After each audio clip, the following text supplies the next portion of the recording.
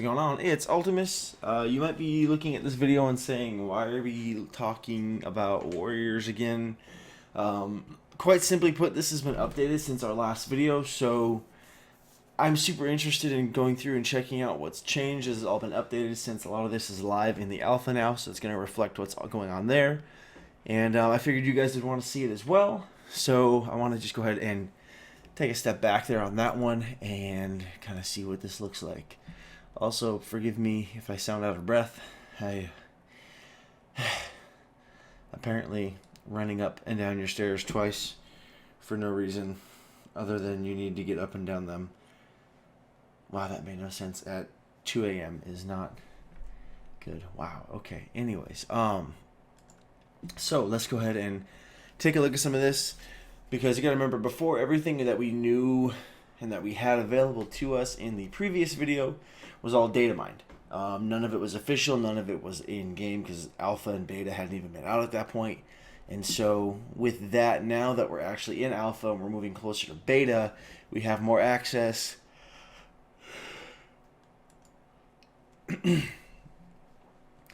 to this information, and we have a better idea of the information that was data mined where it actually belongs. You know, it's like data mining is almost like, you know, you pick up the pieces of the puzzle, none of them are connected, and you have extra pieces. And now that we're going into alpha and beta, we're actually getting a bigger picture of where those pieces go and where they fit, and what core gameplay is going to look like in this case for the Fury Warrior. So still nothing for arms yet, which is okay. We'll get to it eventually. But let's go ahead and jump right in and just talk about what's changed with Fury as of right now on the Legion Alpha. So just by equipping it, the artifact equip effects, equip is Raging Blow, or it's called Rage of the Valajar. Raging Blow is a chance to activate Berserking, increasing your attack speed and critical strike chance by 5% every 1 second for 12 seconds. So previously we saw this attached to the artifact weapon, we just didn't really know what it was, but now we do. This is just what happens baseline for having the weapons equipped. So that's you're gonna get that no matter what, and right off the bat. First, I want to address these. These are the relic slots. Looks like there's going to be uncommons and rares. I believe these are, I don't remember if they're crafted or if they're found. I want to say that they're found, which is totally fine, though crafting them would be very interesting. I'd be curious to see what the market would look like for those ones. But as you can see, as we're going through looking at them, each of them affect your artifact in a different way. Let's just go ahead and take a look at Azshara's Fire. It's going to give plus 10 item levels. Cool. And it gives Wrath and Fury plus 1 rank. So that's this one. So let's just drop some points in here. So we got that. We got this all decked out. And then we're going to drop in that. And so this buffs it up to a 4. So now we're going to get that 13% buff, as opposed to that 10 over the past couple of videos. We'd seen 13 be the top cap number for a while there, but then recently we saw a lot of them drop back to 10, and we were talking about in one of our previous videos. I wonder if that's going to be the norm, what's going to be going on, and now we seem like we have a little bit of clarity there. It looks like 10% to 12%, give or take, depending on the class, is going to be about where it's going to rest with just standard baseline stuff until you plug in your relics. And then that's going to bounce up to about the 4 mark, and you're going to get that 13% buff. And all of these look like they're going to affect your different talents, or I guess they're talents, and there's no reason to call them anything else other than talents. And so what this is going to allow you to do, which I think is really, really cool, is, because it looks like you're only allowed to have one, but you're going to be able to buff the abilities that you like even more to go even higher. So say Rampage has the 10% capped off damage there. We're going to drop over here into our... We're going to take Inquisitor's Firebrand Tip. We're going to get 20 item levels plus 1 rank to Unstoppable, therefore capping it at 13%. So before I described it as limit breaking, very similar to like a Final Fantasy thing, because I didn't really know what else to call it. But this isn't really as limit breaking as much as it's just extending it. It's increasing the cap. So that right there is going to be kind of fun, I think, because you're going to be like... being able to pick which abilities you really want to buff. Again, we'll have to see what performance looks like actually when all this, or not when, but as all this keeps coming out, and as things get tuned and buffed and nerfed and things like that. So, oh dang! So with this one, so it looks like 2, you can even double up on some of them. Someone's gonna be up to 5. So I mean, just ideally, let's just say with these 2 right here, your rampage damage is gonna be increased by 16% with just those right there. That's just from relics on top of that. So, because originally I thought the 2 that you had, they didn't stack or cross talent slots at all, but it looks like they do. Raging Berserker, there's that. Let's take that one real quick, I'm curious. Yeah, so I mean, that's kind of crazy. So it looks like these aren't exclusive to certain talents yet, like depending on the 2, but you have 2 slots, so you can kind of increase the cap on some of your stuff however you see fit, more or less, but you only, it looks like you have 2. I don't know if we're getting any more as the expansion goes on, but the whole idea itself I think is really cool. I'm looking forward to see what this looks like in actual gameplay.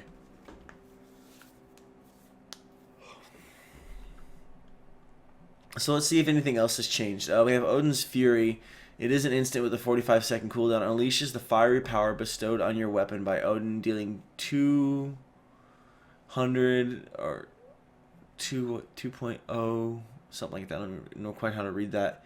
250% of weapon damage. Fire damage is an additional 1 plus 100% of attack power. Fire damage over 4 seconds to all. Okay, so it's the attack, which is fire damage, and then it puts the dot on the target, which is fire damage, which is interesting. I wish there was a way to like buff that a little bit, like with some of the relics, unless there was and I just completely missed it. I mean, then again, though, it makes sense that that wouldn't get buffed since that's like your main talent or ability going into the trees, so that's fine. We've got Uncontrolled Rage, up to 15 additional rage from charge. Rampage, still pretty much the same. Increases the damage of Bloodthirst by 10%. While in Rage, your auto attacks are guaranteed to hit. That's kind of crazy. Pretty cool. Wrath and Fury, Raging Blow damage increased by 3% up to 10%. So far, everything looks pretty much the same, and except for Odin's Fury, getting the Equip Artifact effect actually singled out and set aside to where we know what that's all about, and having these relic slots put in. Blood Craze, while below 50% health, Bloodthirst heals for 33% more, 66, 100 more.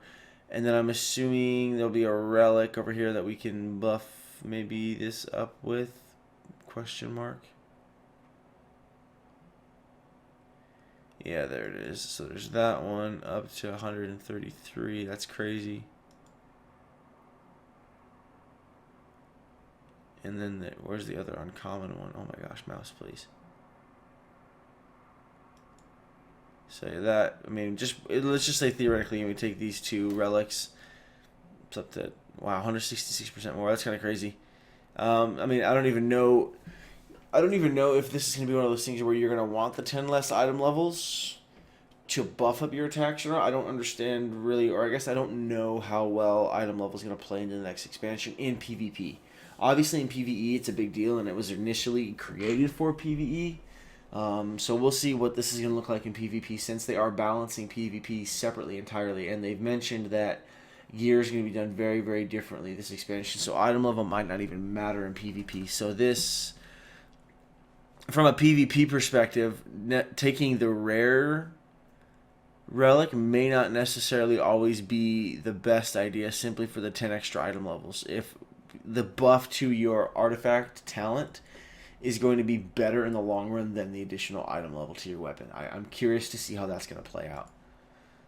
Fires of Odin Whirlwind causes Raging Blow to lash out 2 streaks of fire for the next 6 seconds, damaging all enemies. Oh wow, in front of you for 6 fire damage. Was that different? I feel like that's different than, and I can't go back and watch the video right now necessarily because I'm in the middle of recording. But I feel like that's different. If it's not, then I'm completely, mistaken, obviously, and that's okay. But I feel like this is a different ability than we had before.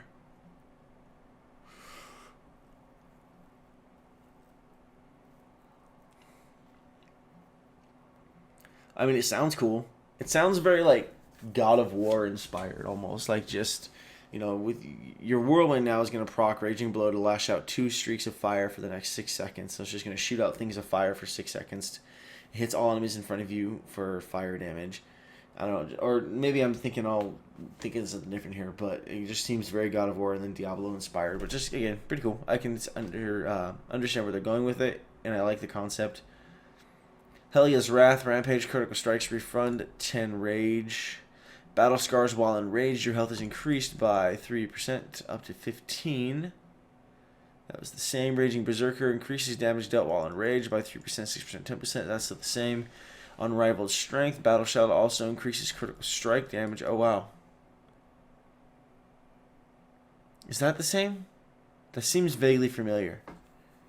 So that's probably the same too, because I think I remember talking about this and thinking that's kind of crazy. Not just the critical... It doesn't increase the critical strike chance, but that increases the critical strike damage. And as Fury is concerned, you're stacking a lot of crit as it is already, so a lot of your attacks are going to be criticals. I mean, just Bloodthirst itself, I mean, when you get fully geared and the farther you get into expansion, it's almost 100% guaranteed crit, give or take, depending on how your gear looks. So that's kind of crazy, so that you're going to be getting an additional 30% damage.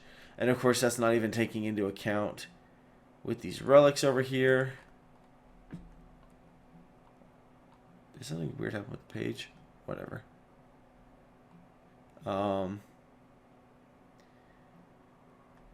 Yeah, that's not even taking into account these by 50. Wait, did that buff it by 2? Oh, dang. So some of these are 2 ranks. That seems a little bit odd, doesn't it? I mean,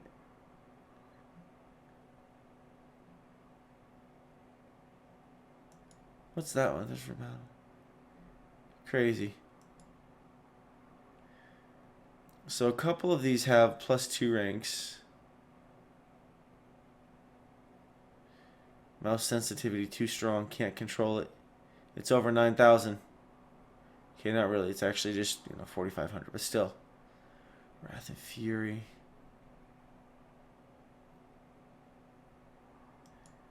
But with 6, that's gonna go. That's kind of crazy. Like that's nuts. So I mean, again, looking at this build here with these 2 relics, that's gonna increase your critical strike damage by 60% with the current build. That's kind of crazy. That's nuts. I mean, it sounds like fun, but that's kind of crazy. I really want to see how these relics are going to play into gameplay.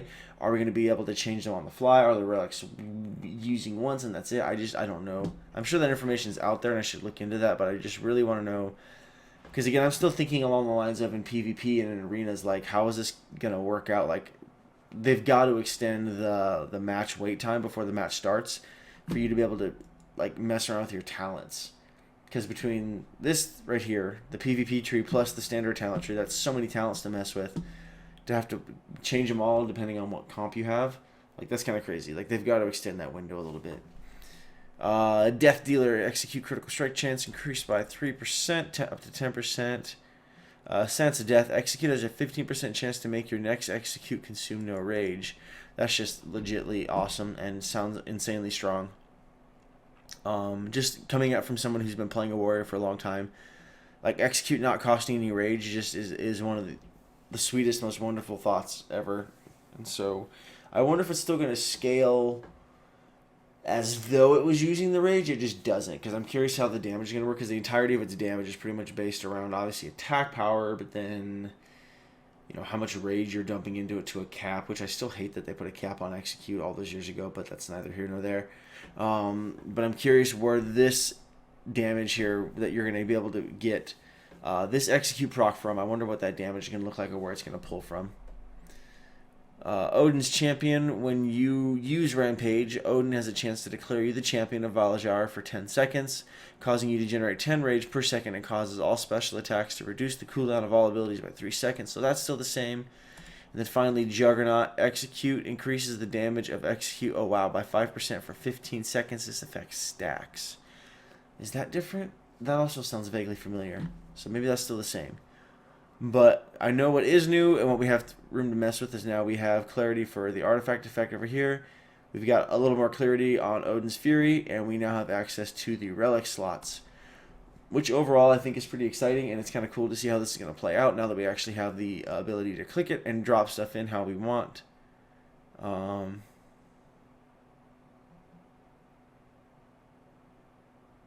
Is there anything for this one? I'm curious.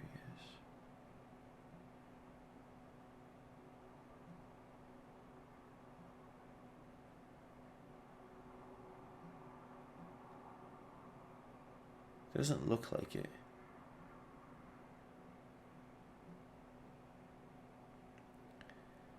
I mean, I really want to know if there's a way to hit that last talent down there, or if nothing at all. No. This looks like it's mostly the same core ones, which is fine. So, yeah, should be interesting. I mean, just even buffing this one would be kind of crazy. I could see how extending the limit on a lot of these could be really fun and really cool at the same time. If you're just like, I want to play a beefier Fury Warrior, let's just go for this one. And so you're going to buff that, and you're going to get your health increased more. If you want to, you know, have more critical strike damage from your crits, stuff like that. I could see this being a lot of fun and just messing with it. And again, as I've said before in other videos, I'm curious how this is going to change the meta.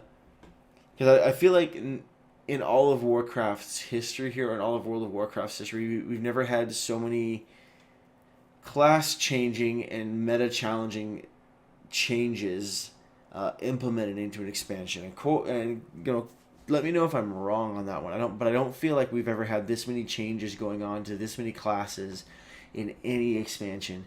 I know every expansion, 1 or 2 classes get hit with some changes because Blizzard is trying to address some of their issues, but nothing quite like this. I mean, everything is being revamped, from how PvP functions. They want to redo how certain tanks function.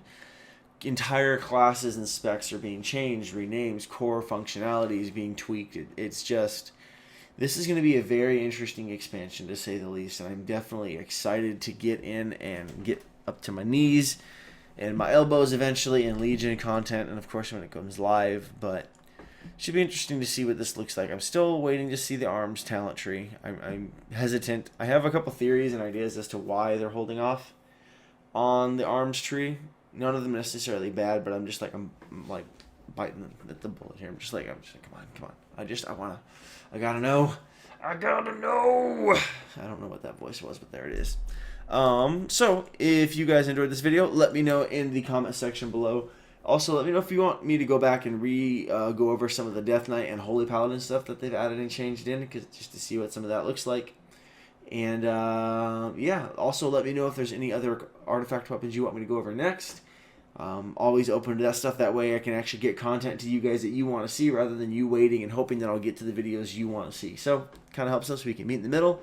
That way I'm happy because I'm making videos that you want to watch, and you're happy because you're getting the videos that you want to watch. So with that, I'm going to go ahead and end this video. Don't forget to like, comment, and subscribe if you haven't already. Don't forget to hit that share button either. It helps a lot. I do appreciate it. As we're continuing to grow, we're getting more people to show up and come check us out, hang out, be a part of the community. But as always, thanks for watching, and I'll catch you next time.